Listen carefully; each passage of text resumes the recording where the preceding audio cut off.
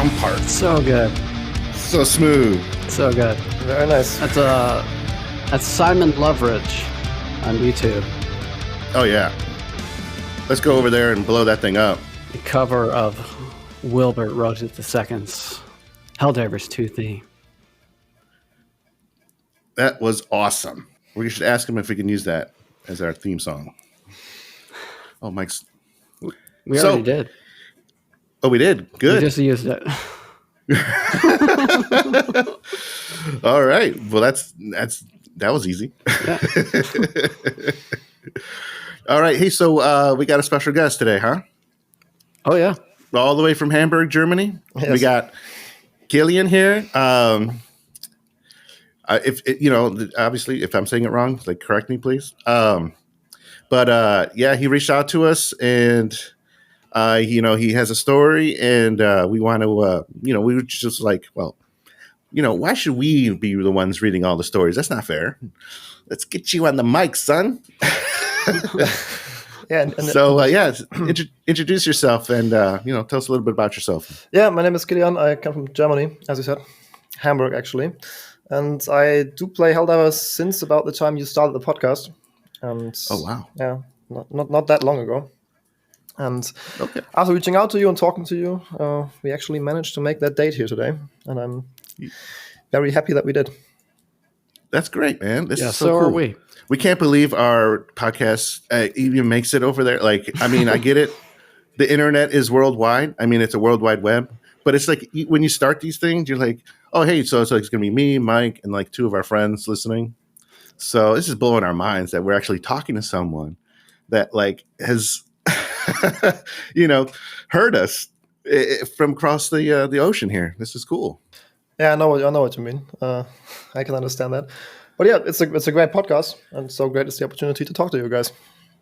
Thank Nice. you. About a great game. About a great game, though. Yes. For sure. Yes. Yeah. Let's give it credit where credit's due. I mean, we wouldn't be talking. We wouldn't even know we exist if it wasn't for Helldivers. Absolutely. So, all the credit goes to them. So you said you started about a couple months ago, then? Yeah, a month ago. Around a month ago, 5 weeks ago, something like that. How did you find the game? Actually, through friends. I got the recommendation quite a few times, but I didn't catch up on it. And when I did catch up on it, I sunk about 10 hours in the first day. It was a Saturday. And now I'm about 80 hours in and level 40-something. Yeah. Whoa. So it's the first game that I really stuck to since, 2019 or something. Multiplayer game. And what game was that? I can't even tell you. It's long ago. I've never really been a shooter player. Yeah. Still. Well, I don't quite know. I think the last game I played that much was Elden Ring when it came out, and that's not a multiplayer game, so different story. Cool. Are you playing on PlayStation or PC? On PC. Cool. Yeah. Nice. I've actually always been one of those weird computer guys that never really owned a console. Very good. There's nothing wrong with that. So what's your rig? Nothing too great, actually. The computer is more or less new, but the graphics card is just a 2070 from 2021. That's what I have. Yeah. It's all right. It's all right. Solid. Rest of the computer is like an i5 with a newer i5 that I bought like half a year ago, and it's an all right computer. I don't mind it. Yeah. Does ray tracing, right? Yeah. Yeah. So that's good. It's gonna be sweet. I mean, it looks good on my 2070, so I imagine it. Yeah, it does. Totally. Yeah. Totally. I don't think Helldivers on PC is a big, it doesn't need like a beefy system. No, it feels pretty well optimized, actually. In comparison to other games, actually very, very, very good optimized. So that's another bonus feature of the game. It's not a system hog. And it looks great. It just looks great, like literally great. The effects are standout. So did you have similar issues with the game guard? No, not at all. I had no issues. The game crashed like 2 times in 80 hours, and I had 1 or 2 bugged missions where we just couldn't end the mission because the timer stopped or something like that. But that's yeah, not a big deal. Didn't happen too often. But I have friends who have recent crashes about after every game. So a good friend of mine plays this game as well, and he can't host a lobby because he just gets booted out of the game every time mission finished or every second time. Dang. Whoa. Yeah. Hey, let me ask you real quick. How did the initial launch? Oh, so you played after, like the whole server. Okay. Yeah. I did get none of that, and I'm happy about it. Very good, very good. Yeah, that was a crazy time, and that's when it kind of like in me, I was like, wow, this game is bigger than they even imagined. The people who made it, Arrowhead, and so I'm like, there's got to be something, something going on worth playing. So that's pretty much when I got on board. They got absolutely overrun with people. They certainly didn't know that was coming. Yeah, but I mean that just goes to show you, like, people like are craving this type of game, absolutely experience. A game that doesn't make everybody happy, and but the people that it's enough people that are happy with the game, obviously. For real, yeah. Yeah, what's the statement they have? A game for everyone is a game for no one. Yeah, exactly that. And now, how many people are online now? I do have the game up now. Yeah, it's still much more, close to 300,000 people are active, are 280,000, and online are more than 300,000. It's crazy. Whoa. On Steam. Yeah, I think no. I checked the in-game stats. I think that's all. I don't know if it's on Steam exactly, but I can find that out. That would be on Steam alone. At the moment, are 206,000 people online. Wow. On a Sunday. Yeah, crazy. It's crazy. That is crazy. Wow. And how long are we in this game? 2 months, about something like that. Yeah. Yeah. A little longer. So that's the hype is gone, but the hype still is here, I guess. Yeah. So did you get the new War Bond? I did, yes, and I saved about 200 medals for it, and started playing the weapons. And it's actually, the weapons are fairly good, actually. Situational, but I like them a lot. I didn't play the crossbow, the last one. I haven't played enough to get this one, but the grenade pistol is really useful, actually, if you pair it with like something like a scythe or something. And this explosive rifle, I forgot the name. That's actually that's just great shit. You just can hit everything with it, kill like 10 other bugs with it with a single shell. That's crazy. Awesome.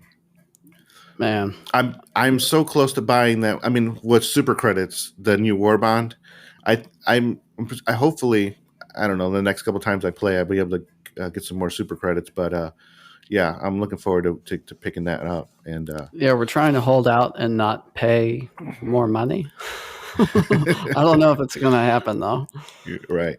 I have to say, when I bought the game, I instantly bought super credits for $10 with it, because I just wanted to support the developers, but still I managed to get the other 2 war ones. I've got all 3 just through playing, and I still have 600 super credits and bought some helmet. So the economy is actually very, very nice, I think.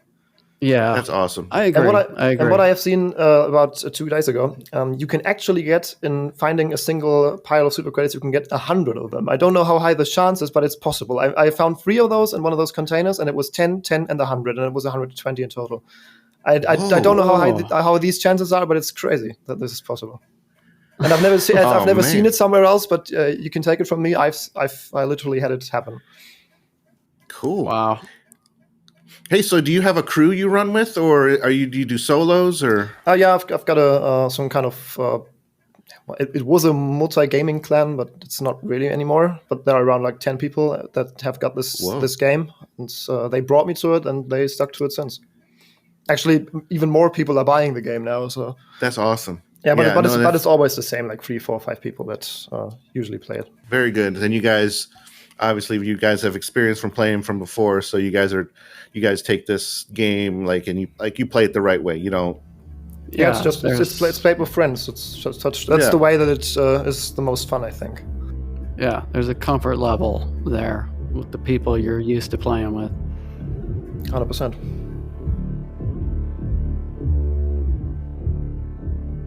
You got the story here, and I can't wait to hear it in your voice. So yeah, sure. I'm trying to get it right. That's all It good, was a man. few days ago. Actually, I actually wrote this email to you where I told the story already. Right after it happened, like half an hour or something, because I thought like, well, you've just heard like all of, I don't know how many episodes were out there, 4 or 5, something like that. You've heard them all, and now that's the one that you're gonna send in. And Yes, that's the word. Yes, I was like, because you got one in your head. I know you do. So Yeah, everyone yeah. listens. They got one in their head. That's what you 'cause said, I know yeah. I would. That's what you said. And that's the one you got to send in. Absolutely. This is awesome. Yeah, I'm just going to start trying Cool. not to butcher it while telling it. It was like I've done a few hell dives, and I have done a few hell dives since this point, and mostly with like people on a higher level than me, like 60, 70, whatever. And we usually always play against bots on hell dive difficulty, because I think it's a Whoa. little bit easier to avoid the patrols and stuff like that with the bots, because they're just not that fast and something like that. But this time we played against the Terminates, and it was an entirely different ballgame. I haven't seen that coming. I actually thought it would be easier, but it was not. I have never ever seen so many charges, Bile Titans, and whatever, especially charges and Bile Titans. Absolutely crazy. I think I alone with my Quasar Cannon killed like 20 charges in this game. It was absolutely wild. I don't know if that was like supposed to happen, if they're supposed to spawn that much, because like I said, I don't play them that much, at least not in the higher difficulties. But maybe I'm just not made for that. And we got pretty much everything on the map, all of the super samples and all that stuff. And the buddy of mine, we like to put them on a pile, and one puts them all up, so we don't have to pick up 3 different piles when you die. So my friend Dino had exactly these, and we were fighting on the plateau where the ship would land, the Pelican 1 that would take you away. And the timer ran pretty much down, and it was absolute mayhem. It really felt like a piece out of a movie, like a war scene. With it was at least I wrote 15, but I don't know, it could even be more charges or something like that, and 4 or 5 Bile Titans running around. It was absolutely wild, because we just had to wait that long, because the guy with the samples didn't manage to get there in time, and it just didn't stop spawning, because there was a new breach around every few minutes. Oh my and gosh. If you can't kill them all, well, what should you do? And we got pretty clean out of it, actually. First of all, we had like 15 respawns left when we got to the extraction zone. And the time that Pelican 1 landed there, we had about 2. something like that. Yeah, it was absolutely wild. And we were killing what we could kill, and just waited for the guy with the samples, and he started running, and it was kind of poetic. We jumped the ship, the countdown started, and he just ran through this horde of I'm using my hand, but you won't see that on the podcast. Running through the bugs. Like all slow-mo? Yeah, exactly like that. That was just the music was missing. And around a few meters before, he would just jump into the ship, because we always use this alt jump to get into the ship. He just jumped and got knocked away by some charger, and the ship flew off without him. And he he just stuck there, and well, I've got all of your samples. Thank you, man. Okay, great. Yeah, and so this was gone, and I couldn't stop laughing, because it was so hilarious to see this guy running through there and getting knocked away. He didn't think it was so funny, but that's a heartbreaker, dude. That's exactly the stuff that this game is so great, and it's just storytelling without a story. It's crazy. Yeah. Oh my gosh, you can't. The story tells itself. Right. Playing the game is the story. Yeah. Like that's every story. And and you forget. It got away. You had those super samples in the palm of your hand, and they take it away from you, and it's like, it's so. And he literally had all the samples, like 30 of the normal samples, then like 25 of the rare ones, and everything gone. Let me ask a little bit about your strategy there. So you have one guy designated to hold everything. Is that? Am I getting that right, or it just happened that way? Yeah, no, we played with 3 people, and if we play on higher difficulties, we tend to not split up. Like if you do a mission on like difficulty 4 or something like that, you can split up in like 2 groups of 2 people and do a mission. But if we don't, we try to put the samples in the hands of one person. You can drop them in game so they can pick them up. And then if like this one guy dies, you just have got to pick up this pile of samples. But if the other 2-3 people all have samples and all die, you've got to run through the entire map to catch up the samples. What's also what we started doing recently is before we call in Pelican 1, we just drop the samples on the spot there and just let them lay on the ground so that the first person that jumps into Pelican 1 can just pick them up and take them with them. Oh. Okay. It wasn't my idea though. So. Wait. So you started doing that after this event? Yes. Or yeah, that was one of the moments where we thought like, yeah, that could be an idea. So that whoever is actually alive when the Pelican arrives can pick it up. Like if just run away, pick them up, and jump into Pelican. If the other guys don't make it, it's samples first. That's it. That's the way that democracy would want us to do it. Thank you. I had to. That just made my girlfriend laugh, by the way.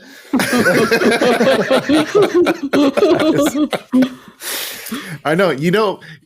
There was these 6 rare samples that got away, and I know there's a little bit of hate from Mike right now, like he's remembering that I was so close to being. I was like on the ramp, and I got off, and I got killed with the samples, and he took off with the Pelican. Oh, no. And it's still. He went after our friend who was getting chased down by a bunch of stuff and was on the other side of a mountain. Yeah, I give you some crap for that. It's he's still hurt today. I'm hurt because I let him down, and I don't like. So it's like it's my only relatable story, but like I get it. Like samples first for sure. Yeah, no, we had to learn that lesson the hard way. The democracy but wanted that way. That's it. Exactly. You've got to bring those samples to I don't know, all the guys working on there. It doesn't matter if you've got a held of them more or less, I guess. Right. Yeah, I like that. I like that strategy. Give them all to one person. I never would have thought about that. Yeah, protect the sample bearer. You just learn that by playing the game. You make a mistake like that. But it wasn't really a mistake. Like it was just unlucky to be in this situation there. But this happens, and then you've got to adapt, or you just don't, and it happens again. Yeah, and I mean, no man left behind is an honorable position to take. So yeah, it just doesn't always work out. It doesn't always work out. That's about it. Yeah. Oh man. Right. Oh wow. So. That's great, man. Thank you for sharing the story. Thank you for submitting and reaching out. Quick question: were you involved? I mean, were you already? Did Malevolon Creek already happen when you were? Did it already run its course? Yeah. Not really. I'm a coworker of mine, or actually a person that I. Whatever. A coworker of mine talked about this game when I wasn't playing it, and he was like, "Yeah, and this happened on this planet and stuff like that." And I was like, "What the hell are you talking about, man?" And he's much younger than I am, or well, he was 19 back then. Back in the old days of Hell. In the old days of the war. Exactly. But I still do rock the cape, actually. The Remember Our Fallen Brothers cape. That people handed out. So I know the story, but I haven't been part of it. Sadly, I haven't. I was going to say that there are people out there taking aim at people who are wearing the Malevolon Creek Memorial cape. And I'll go on record as saying, if I see anybody out there gunning down a helldiver who's wearing the cape, I'm taking you out. I haven't heard that, but that's the stuff that I would do if I would see somebody doing that. But it's there is like no reason to do that for somebody using a different weapon or wearing a cape or whatever. It's just right.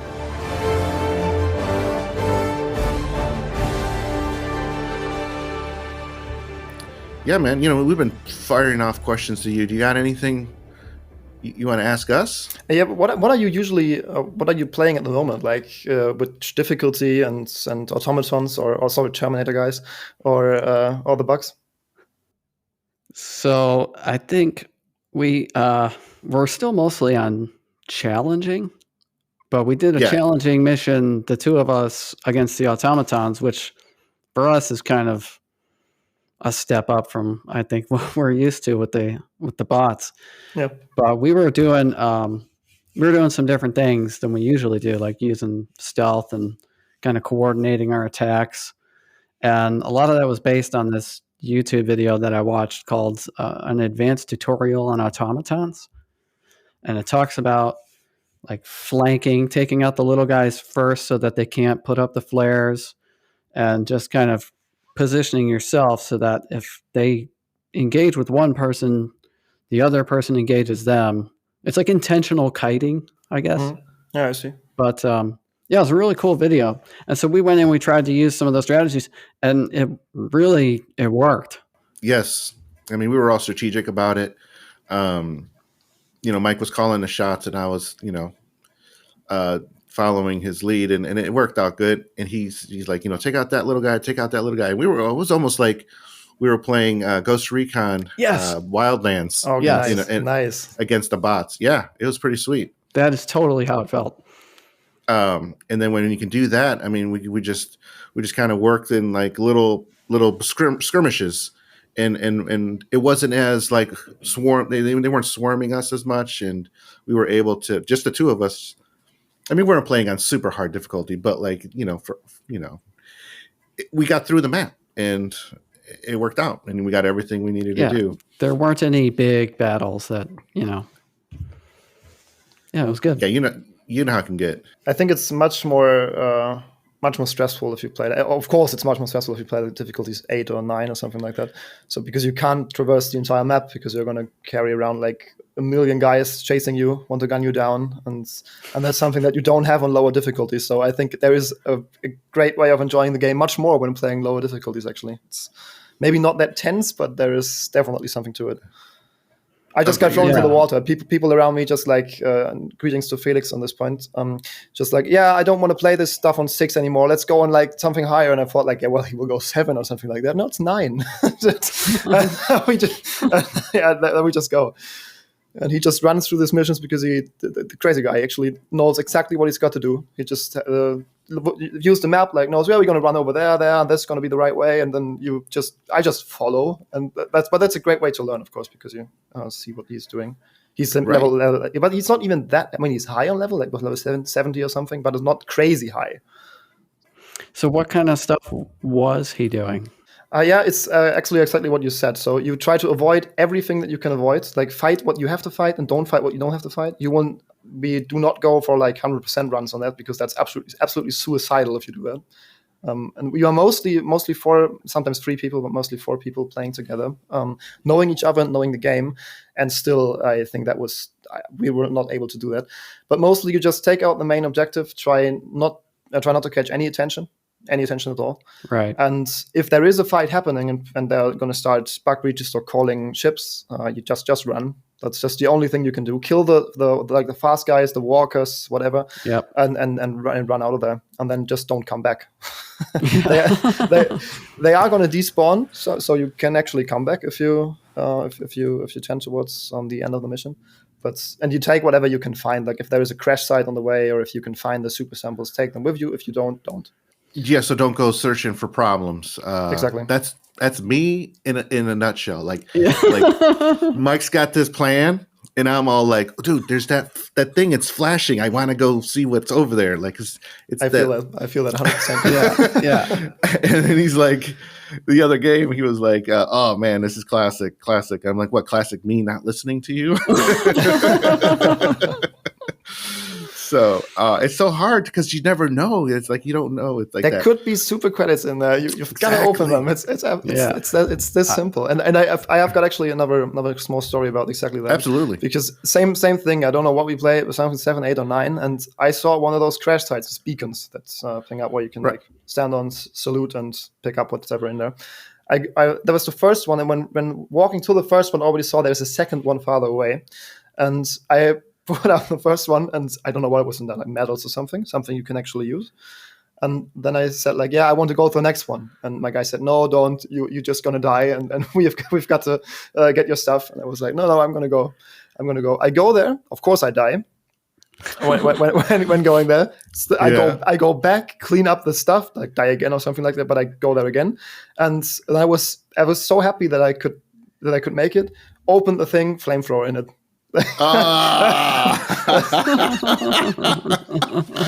All of that struggle for nothing, man. Oh my gosh.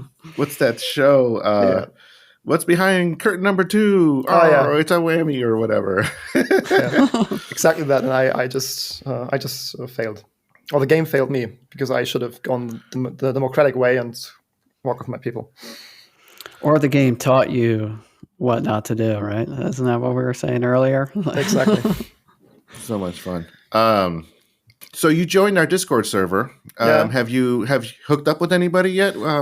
Not quite. I wanted to actually quite a few times, but it just didn't happen. Now I was one of the first 8 people on there. Cool. But the community is that's something I've got to say. The community is great, which just shows that presumably great people listen to this podcast like you do now, and that you do a great job on maintaining the community. Obviously. We appreciate that. Thank you. And like all of the conversations on there, if it's about Helldivers, off topics, if it's about pets, of course, pets, great thing. It's just very, very nice to have on there.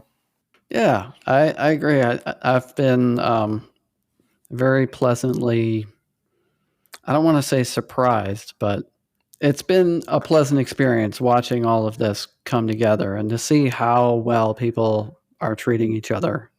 That's it. That's it. And you don't have that on many other communities. Yes, of course, it's like not that big, but it's over 80 people now. I just checked. It's like 81 people or something like that. That's crazy. That's crazy. It's getting there. And I just got there through searching Helldivers podcast on Spotify. That's the way I found you. Hey, let me ask you: is there?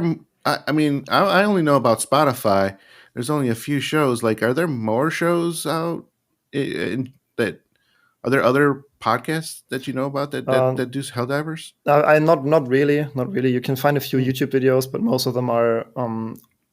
It sounds a little weird, but not like on a high production value or something like that. And I do like to listen to people with like nice microphones and stuff like that. Of course, not everybody can afford this stuff, but it's a nicer listening experience. And I just listened to. I think I've actually heard most of your episodes at least twice.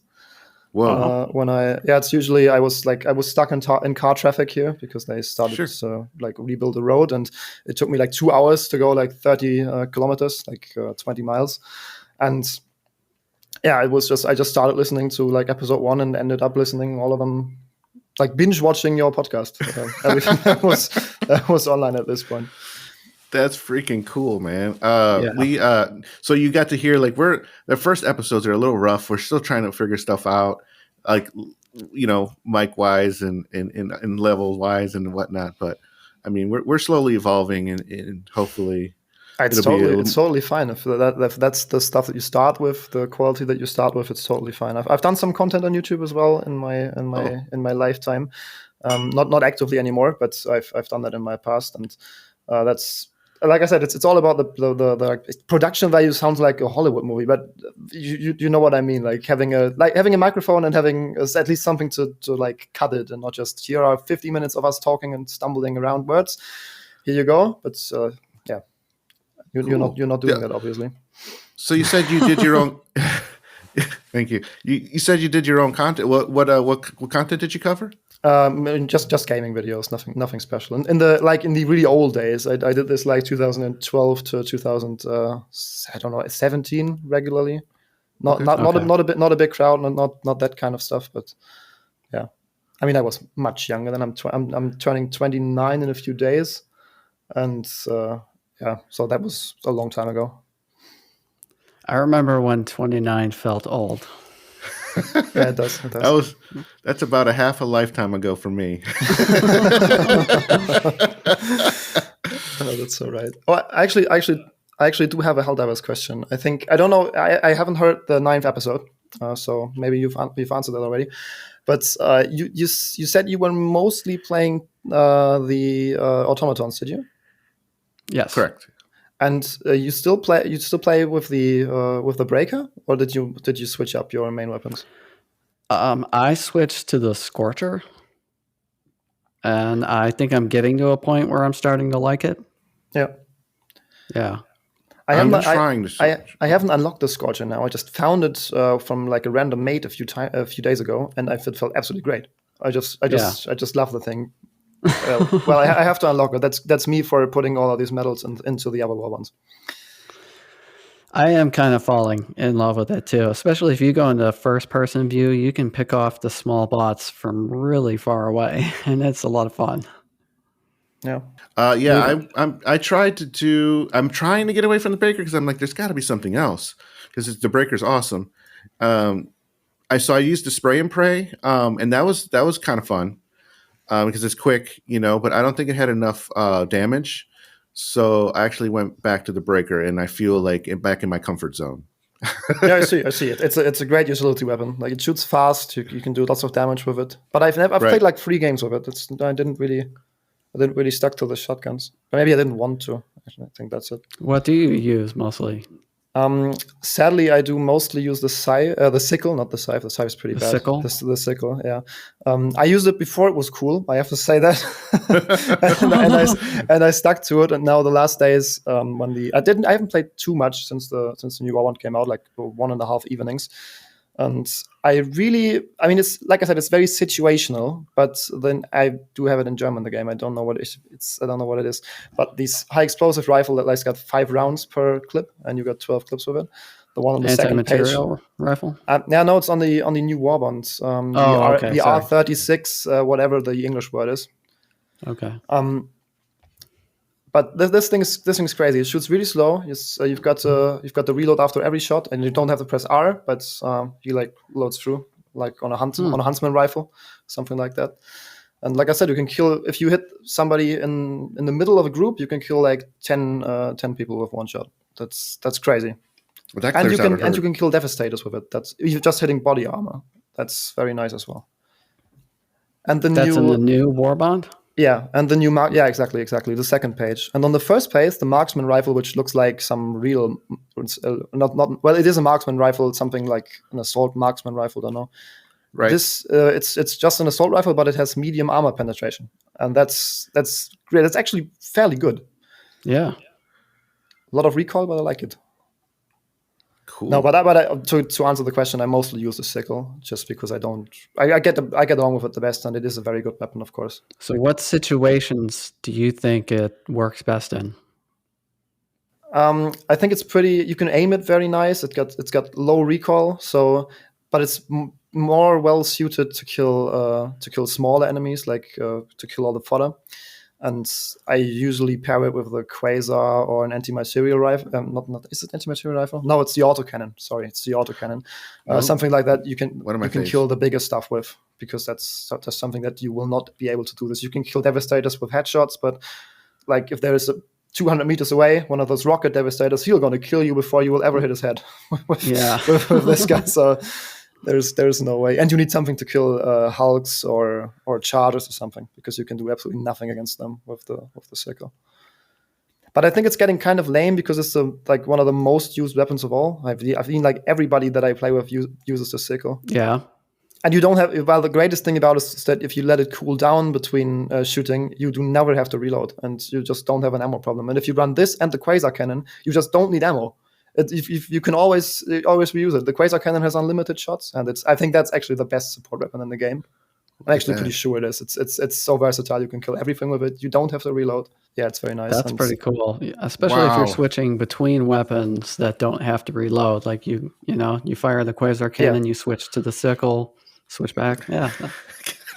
Because I take the supply pack just for me to resupply my stalwart. So like. Yeah, you said it was a stalwart, but the stalwart is the best of the machine guns, I think. Oh yes, I love it. Better than the heavy machine gun. Yeah, I haven't used that actually, but I think the plus point that you have on the stalwart is that you just don't need to stop when reloading. There it is. That's the key. Yeah, that's saving lives, man. And I used the stalwart for a long time. I used it a long time. Because you want to have something that doesn't use a backpack. I would love to use the autocannon more, but it just doesn't make so much sense if you have a guard dog rover or like one of those team killing machines, or the shield generator back. Yeah, the shield generator. You will not survive a high level difficulty bot mission without a shield pack. You will absolutely get annihilated. Oh, so that's a must. That's a must bring. Yeah, that's going to limit your pack for sure. Yeah. Wow. Oh, wow. We're getting all kinds of great information here. Man, And there are people that have got so much more to say than me. Like I'm just like in the intermediate player, I would say. Yeah, so that means we're down. We're I know. still I learning wouldn't. it. I wouldn't say that. I wouldn't say that. It's totally like I've got like a weird thing going. Whenever I'm interested in something, I tend to like consume everything I can about it. That's the reason why I found the podcast. Same here. That's why we started it. Yeah, Because we're like, there's got to be people like us, and man, we're going to be able to learn from those people. So like, hopefully they'll reach out to us, and you did.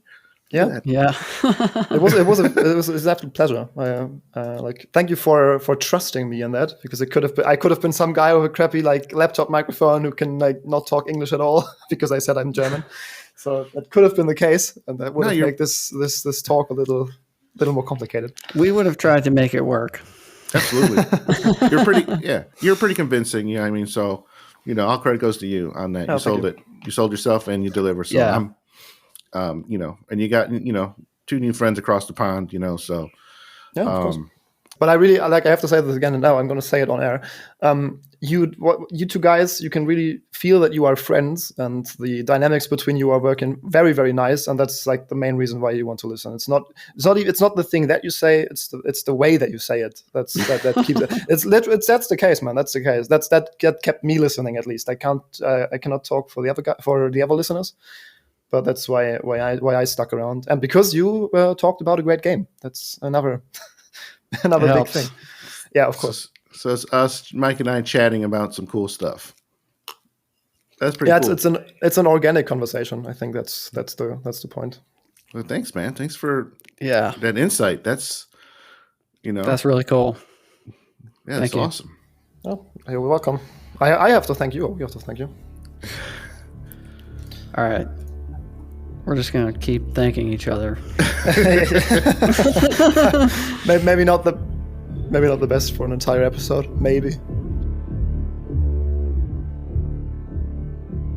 Why don't we give Killian here the honors of saying a couple of ship names, and then maybe we can go play a little bit after this. What do you say? Absolutely. Yeah, totally. Yeah, sure thing. The first one is Andy with the SES Prophet of Audacity. Thank you for your service. Thank you for your service.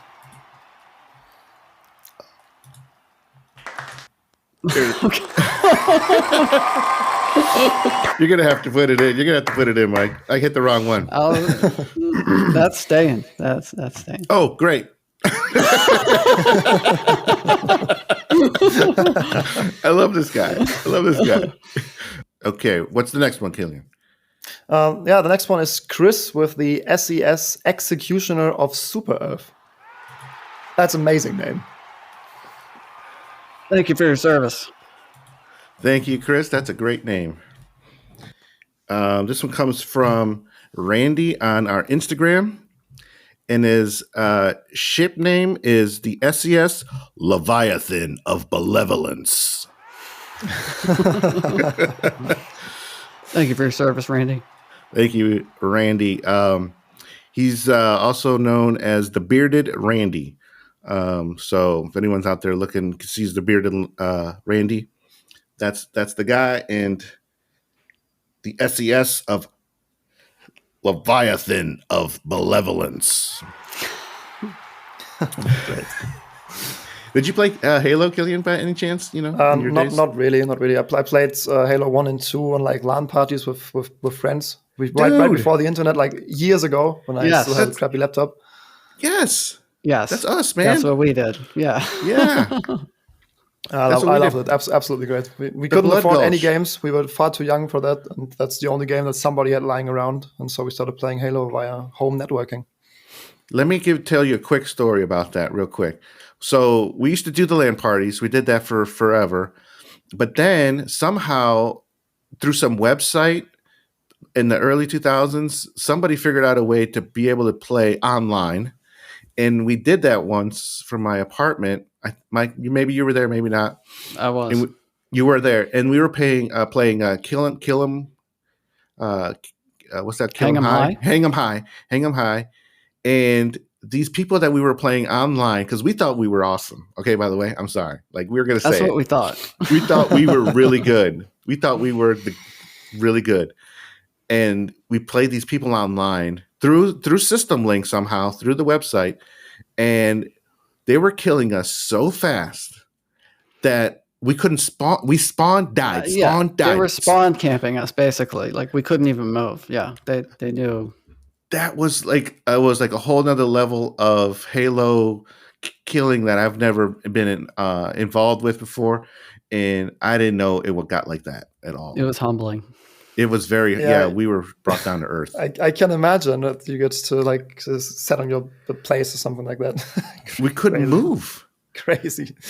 But spawn killing, but to your protection, spawn killing isn't the nicest move. Like at least give them a chance. At least give them a chance. Like let them play the game, even though they are maybe not as good as you are. Right. They were ridiculously like amazingly awesome. We were like, okay, we weren't that good. I literally was always really, really bad at shooters, and all of my friends all kept playing Call of Duty, and I always bought the game, and I played it like 10 hours until like, guys, no, not gonna happen. You're slaying everything, and I'm like 425 or something like that. That's why I love the co-op stuff myself, you know. Yeah. Because at the end of the day, there's no kill death ratio that you gotta like try to, you know. That's literally the best thing that you don't put a kill counter there when you play, like when you press tab. That's literally the best thing. It takes out so much toxicity. You can't view the stats while in game, and nobody can come up to you. Well, you are doing not enough damage or something like that. It's like it's a raid on like World of Warcraft or something, and you just don't get that. And that's just very, very nice for a healthy community, I think. Awesome, dude. That's well said. Yeah. Thanks. Yeah, I didn't even.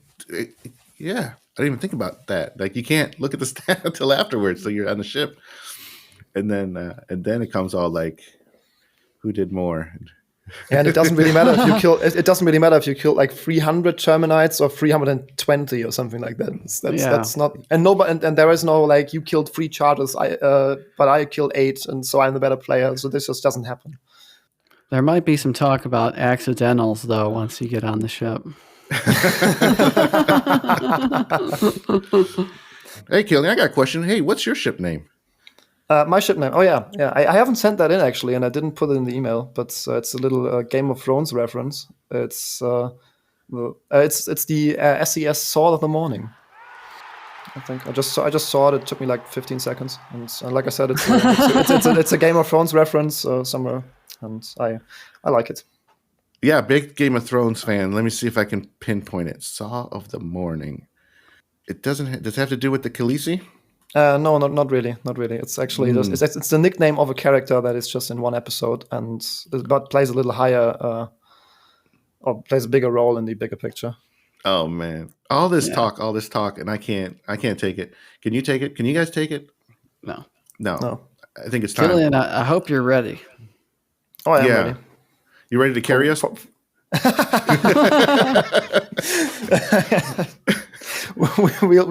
talk about that once we are in the ship and see how many accidentals actually happened. All right, I'm bringing in the cluster bomb. It's over for everybody. Great. All right. All right, man. Well, I think it's time to do it. All right, Mike, you want to do the outro? Do I want to do the outro? Yeah. I've been hogging the mic. I'm sorry. Thank you, everybody, for coming this far, coming along this journey with us to talk about this awesome game. Thank you, Killian, for listening all the way from Hamburg or outside Hamburg, Germany, coming on the show to talk to us and share your experiences. It's been a blast.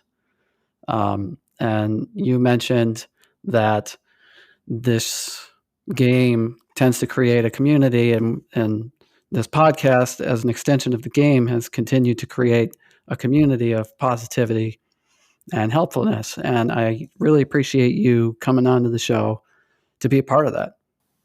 Oh, I have to thank you guys. The opportunity was great. Talking with you was great. And talking about this game is great always. You're a shining example of what, everything, that we talk about. So bottom of my heart, I can't thank you enough for answering the call. And I can't wait to play the game with you. So can we go? Which we're going to do right now. Yeah. Can we stop this? right into the 9 bot missions. What? All right, what the hell? Let's do this. Oh, yeah. And then dying right on the ramp and losing all of your samples. That's the way. You've got to do it. I love it. No, really, seriously, thank you. Thank you a lot for trusting me in here. Absolutely, dude. That's the thing I should thank for. All right. We're out.